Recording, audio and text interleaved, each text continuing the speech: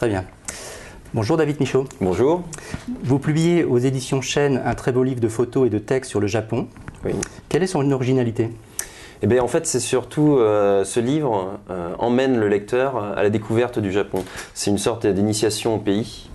Vu de l'intérieur, on va dire, puisqu'on couvre sur 10 chapitres le Japon en général. Ça va du quotidien aux traditions. Donc on retrouve les clichés qu'on a du pays, mais aussi on apporte une dimension plus naturelle, en fait plus de la vie courante du pays. D'accord. Alors vous tenez un blog journalier sur le Japon. Oui. Alors l'adresse c'est www.lejapon.fr. Quel type d'informations peut-on y trouver? Alors beaucoup d'informations. À la base, c'était surtout pour montrer mon travail photographique. Et beaucoup m'ont demandé en fait des conseils pour leur voyage au Japon. Donc du coup, ça de plus en plus, ça s'est orienté en fait sur le conseil au voyage, sur le quotidien, sur mon quotidien en fait, sans forcément parler de moi, puisque le principal sujet est le Japon. Et du coup, on trouve des informations pour voyager, mais en même temps, le quotidien japonais, on retrouve les traditions et surtout de la photo. Alors justement, quels conseils donneriez-vous aux gens qui veulent se rendre au Japon? Déjà de ne pas stresser, parce que beaucoup imaginent que le Japon, il y a l'obstacle de la langue. Et ça bloque beaucoup pour partir, parce qu'il y a aussi tout ce qui est les caractères japonais qui ne sont pas du type latin.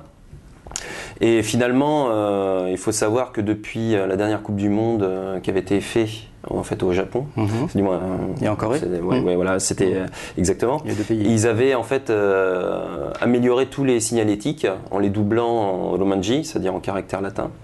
Et de là, maintenant, c'est assez facile de voyager là-bas. Pas besoin de maîtriser forcément la langue, une dizaine de mots suffit. Et on peut parfaitement partir à l'aventure en toute tranquillité, puisque le peuple japonais en général est très accueillant.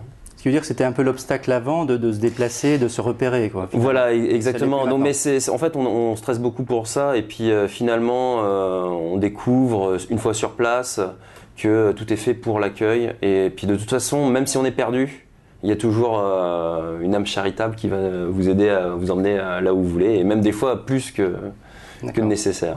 Alors il y a beaucoup de choses dans votre livre, on laissera les lecteurs le découvrir, mais vous parlez notamment des festivals. Alors qu'est-ce qu'ils ont d'original, les festivals japonais? Alors les festivals japonais, déjà, ils respectent une sorte de tradition ancestrale.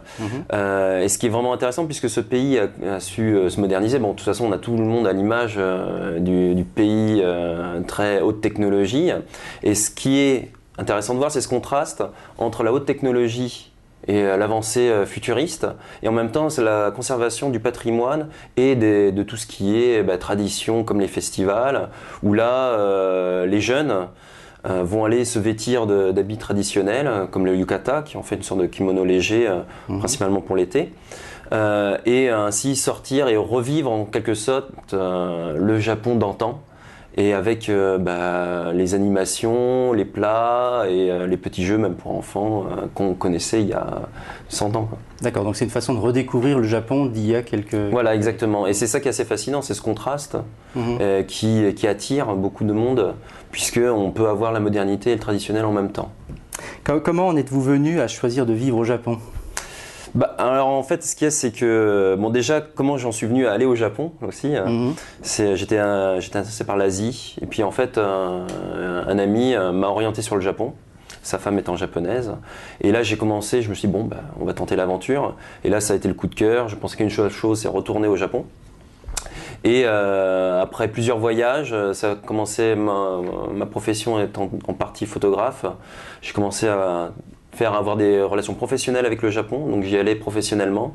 Et puis au bout d'un moment, moi j'ai commencé à avoir une famille, et puis avec ma famille c'était beaucoup plus simple de m'installer au Japon et d'y vivre définitivement. D'accord, et donc maintenant vous y vivez. Voilà, exactement. Très bien. Merci David Michaud. Je vous en prie. Donc je vais rappeler le titre de votre livre, de votre beau livre, édité aux éditions Chênes, dans la collection C'est le rêve, donc il s'appelle Japon. Tout court. Et il coûte 35 €. Merci. Merci.